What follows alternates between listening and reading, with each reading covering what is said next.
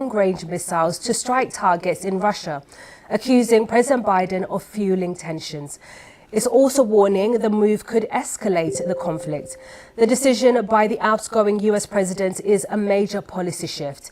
It means Ukraine can now use Army tactical missile systems known as ATACMS to defend its forces in Russia's Kursk region on Ukraine's northeast border. Russian President Vladimir Putin previously warned the West that he would consider such a move to be a major escalation in the conflict. Our North America correspondent David Willis has this report. Aftermath of the latest missile attack on Ukraine, Russia's largest in months. This, the city of Sumy, near the Russian border, after a missile hit a residential area, killing 10 people and injuring many more. As President Biden arrived in Rio for the G20 summit, reports emerged of new US measures to help Ukraine defend itself. Authorization from the outgoing leader for the use of long-range, American-made guided missiles capable of striking deep into Russian territory. Potentially a significant development in the conflict, and one President Zelensky has been calling for months. Today, many in the media say that we have received permission to take appropriate actions. But strikes are not made with words. Such things are not announced.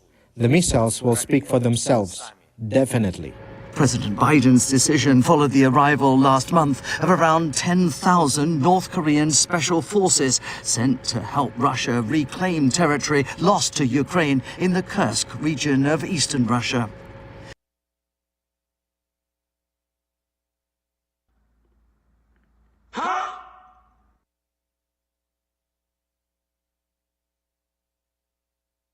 As Ukraine faces its most devastating winter, US President Biden has allowed ATACMS strikes within Russian territory. This big shift in US policy, coming just months before Trump's return to power, threatens to transform a proxy war into a direct confrontation between nuclear powers.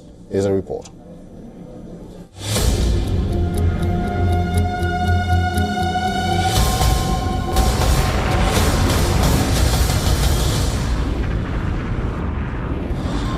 The line has been crossed. Kyiv now has the green light to strike inside Russia. The US is no longer just supplying weapons. It's reshaping the battlefield. ATACMS missiles in Ukraine's arsenal can target Russia's targets. Moscow warns this is war. On the 1,000th day of the Russia-Ukraine war, a significant shift intensifies the stakes. Kyiv has persistently lobbied for these weapons, which can strike deep into Russian territory. Ukraine argues that the missiles are crucial for countering Russian airstrikes that have devastated towns, energy infrastructure, and frontline positions. But Moscow sees this as a provocation, with President Putin previously warning that such actions would amount to NATO entering a direct war with Russia. So this is not a question of whether or not to allow the Ukrainian regime to strike Russia with these weapons. It is a decision on whether NATO countries are directly involved in the military conflict or not. If that decision is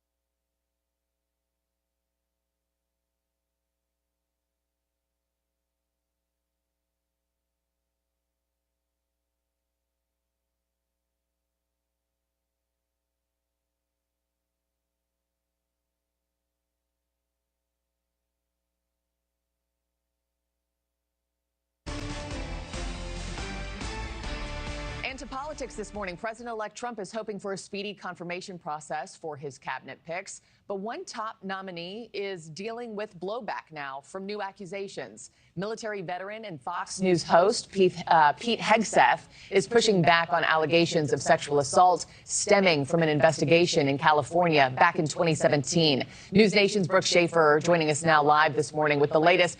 Brooke, before we get to that, though, wanted to share something that just came down from overnight. The president-elect shed some light on his plan for mass deportations. What's he saying on Truth Social?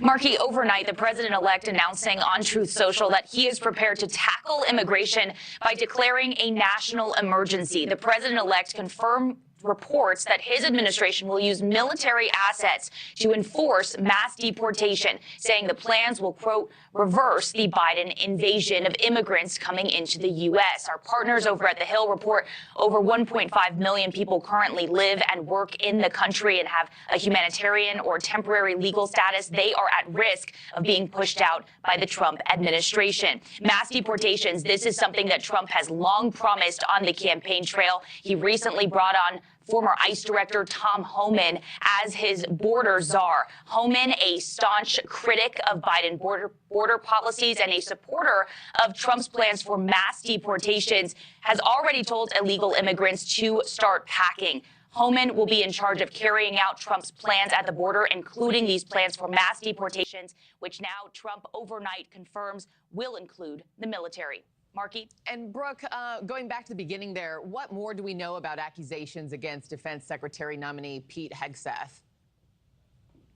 Yeah, Trump's pick for Defense Secretary, veteran and Fox News host Pete Hegseth this morning denying accusations of sexual assault. Hegseth insisting the encounter in 2017 was consensual. His attorney over the weekend revealing that Hegseth paid the woman accusing him of assault an undisclosed amount of money to prevent a lawsuit, which Hegseth reportedly feared would get him fired from Fox News. His attorney calling the woman the aggressor in the incident, which allegedly happened after a speaking appearance in California 7 years ago. No charges were ever filed. Our partners at The Hill reporting that these allegations came as a surprise to Trump's transition team.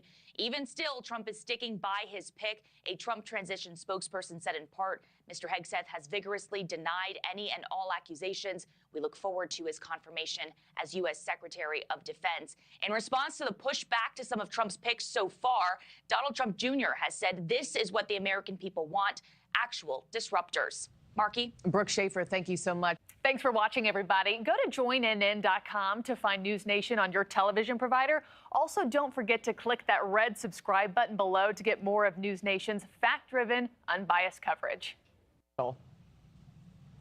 Markey, overnight, the president-elect announcing on Truth Social that he is prepared to tackle immigration by declaring a national emergency. The president-elect confirmed reports that his administration will use military assets to enforce mass deportation, saying the plans will, quote, reverse the Biden invasion of immigrants coming into the U.S. Our partners over at The Hill report over 1.5 million people currently live and work in the country and have a humanitarian or temporary legal status. They are at risk of being pushed out by the Trump administration. Mass deportations, this is something that Trump has long promised on the campaign trail. He recently brought on former ICE Director Tom Homan as his border czar. Homan, a staunch critic of Biden border policies and a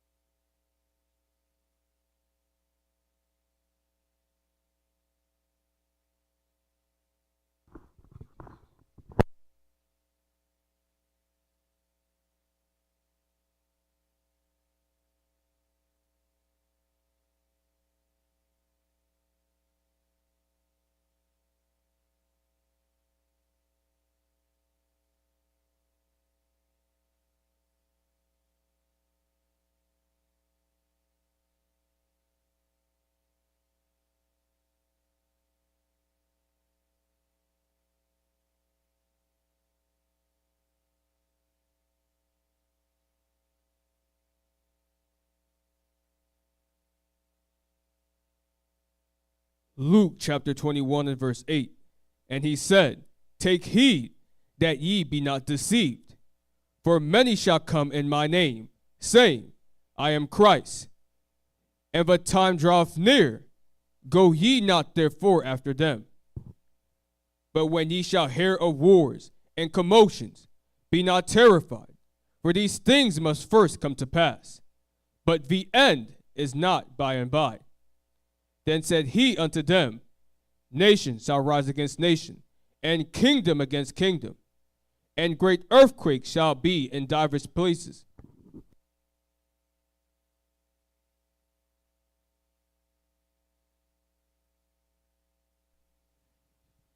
And great earthquakes shall be in divers places, and famines, and pestilences, and fearful sights, and great signs shall there be from heaven. But before all these, they shall lay their hands on you, and persecute you, delivering you up to the synagogues, and into prisons, being brought before kings and rulers for my name's sake. And it shall turn to you for a testimony.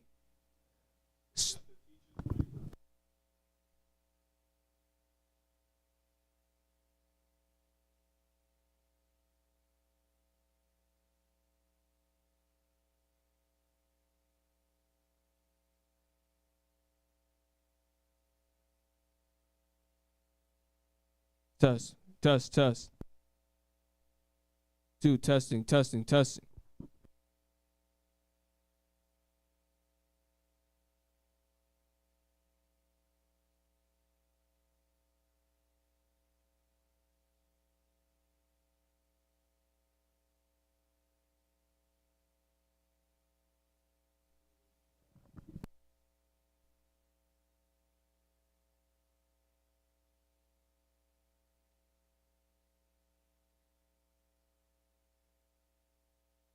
Luke chapter 21 and verse 24. And they shall fall by the edge of the sword, and shall be led away captives into all nations. And Jerusalem shall be trodden down of the Gentiles, until the time of the Gentiles be fulfilled. And there shall be signs in the sun, and in the moon, and in the stars, and upon the earth distress of nations, with perplexities, the sea and the waves roaring, men's hearts failing them for fear, and for looking after those things which are coming on the earth. For the powers of heaven shall be shaken.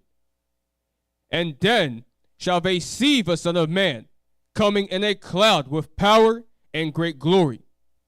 And when these things begin to come to pass, then look up and lift up your heads, for your redemption draweth nigh.